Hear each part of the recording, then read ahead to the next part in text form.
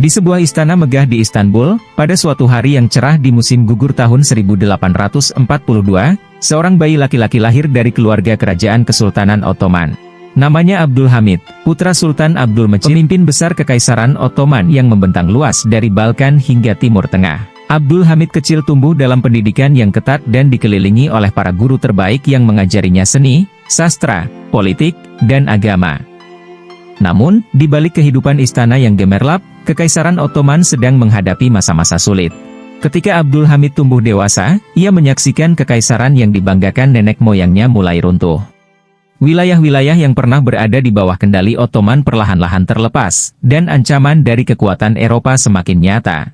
Kekaisaran yang dulu kuat kini menjadi sebuah kekaisaran yang tampak rapuh di mata dunia. Pada tahun 1876, setelah serangkaian krisis politik dan sosial, Abdul Hamid II diangkat menjadi Sultan Ottoman.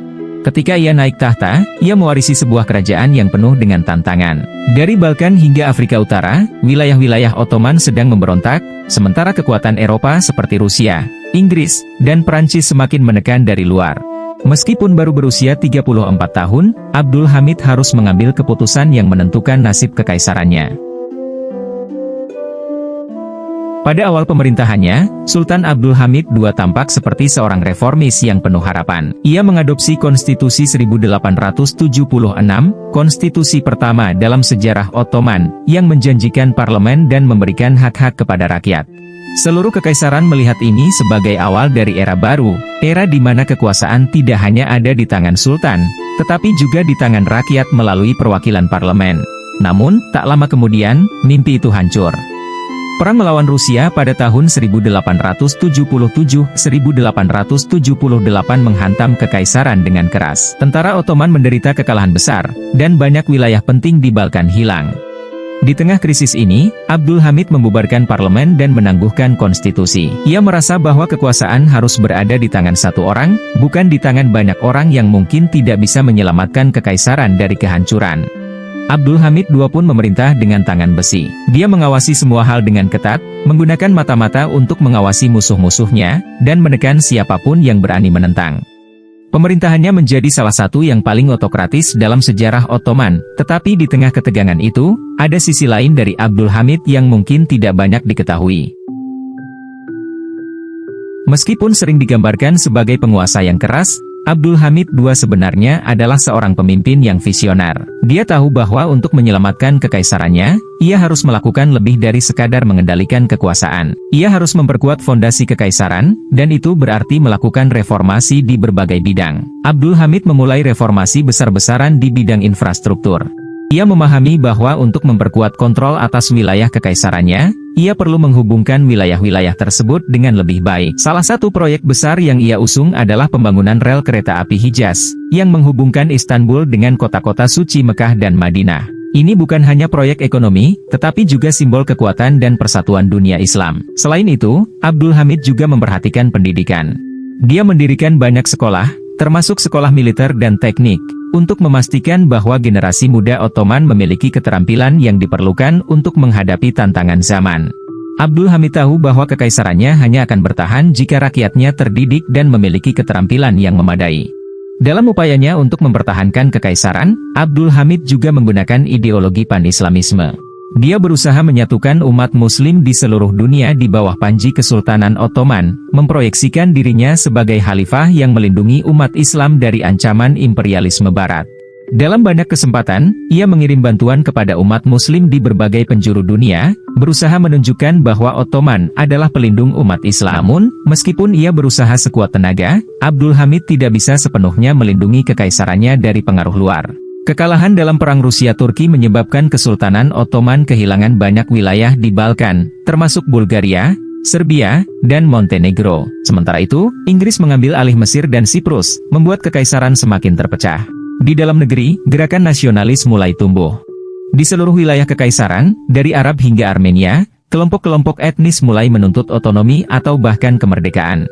Pada saat yang sama, kelompok reformis yang dikenal sebagai Turki Muda, yang Turks, mulai muncul. Mereka menuntut pembaruan politik dan kembalinya konstitusi yang telah ditangguhkan oleh Abdul Hamid. Pada tahun 1908, gerakan Turki Muda berhasil melakukan revolusi. Mereka memaksa Sultan Abdul Hamid II untuk memulihkan konstitusi 1876 dan mengadakan kembali parlemen. Meskipun awalnya Abdul Hamid mencoba bertahan, kekuasaannya mulai goyah. Pada tahun 1909, setelah pemberontakan di Istanbul yang dilakukan oleh pendukungnya gagal, Parlemen Ottoman memutuskan untuk menggulingkan Sultan Abdul Hamid II. Setelah digulingkan, Abdul Hamid diasingkan ke Salonika, kini Thessaloniki, Yunani, jauh dari pusat kekuasaan di Istanbul. Di sana, ia hidup dalam pengasingan yang sunyi, jauh dari kemewahan dan kekuasaan yang dulu ia miliki. Setelah beberapa tahun, ia dipindahkan kembali ke Istanbul, di mana ia menghabiskan sisa hidupnya di istana yang sederhana. Abdul Hamid II meninggal dunia pada 10 Februari 1918, hanya beberapa bulan sebelum Kekaisaran Ottoman runtuh sepenuhnya setelah kekalahan dalam Perang Dunia Pertama.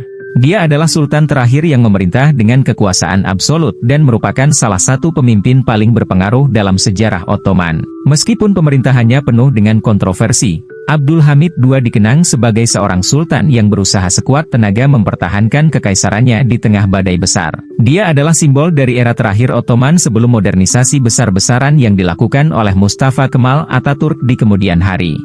Kisah Abdul Hamid II adalah kisah tentang seorang pemimpin yang berdiri di tengah-tengah perubahan zaman. Di satu sisi, ia adalah seorang pemimpin yang kuat, yang tidak takut mengambil keputusan sulit demi menyelamatkan kekaisarannya. Di sisi lain, ia juga seorang visioner yang melihat masa depan dan berusaha mempersiapkan generasi mendatang dengan pendidikan dan reformasi. Meskipun kekuasaannya berakhir dalam pengasingan, warisan Abdul Hamid tetap hidup sebagai pengingat tentang kekuatan, tantangan, dan harapan dari seorang Sultan Ottoman yang terakhir. Kisah Sultan Abdul Hamid II adalah sebuah ironi besar dalam sejarah dunia Islam. Sebagai seorang pemimpin yang berjuang keras untuk mempertahankan identitas Islam dan kedaulatan Kesultanan Ottoman dari serangan kekuatan asing, ia malah dilengsarkan oleh rakyat dan parlemen yang seharusnya menjadi pendukungnya. Ini adalah contoh pahit dari bagaimana perpecahan internal, pengkhianatan, dan pengaruh eksternal bisa menggerogoti sebuah negara dari dalam. Abdul Hamid II sangat memahami ancaman dari kekuatan-kekuatan Eropa yang ingin memperlemah dunia Islam. Ia berusaha memperkuat kekuasaan kekhalifahan dengan menjunjung tinggi ajaran Islam, melindungi umat Muslim di seluruh dunia, dan menjaga keutuhan kekaisaran.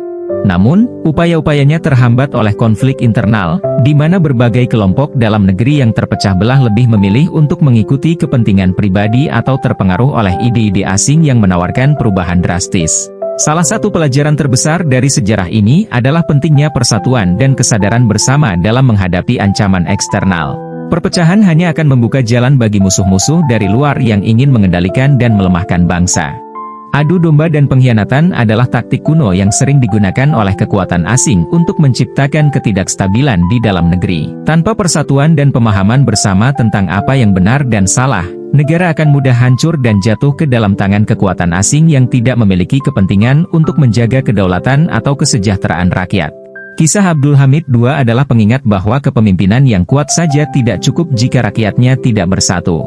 Hanya dengan mempererat tali persaudaraan, menjaga kesadaran nasional, dan tetap waspada terhadap pengaruh asing yang ingin memecah belah, mungkin jika rakyat Kesultanan Ottoman pada saat itu lebih menyadari pentingnya persatuan dan tidak mudah dihasut oleh ide-ide yang merusak, sejarah Islam dan dunia mungkin akan berbeda. Di tengah tantangan zaman yang semakin kompleks, kita diingatkan bahwa perjuangan untuk mempertahankan identitas dan kedaulatan tidak hanya terletak di tangan pemimpin, tetapi juga di tangan setiap individu dalam masyarakat. Ketika rakyat saling mendukung dan bersatu, sebuah bangsa akan menjadi lebih kuat dan sulit untuk dijatuhkan oleh ancaman dari luar maupun dari dalam.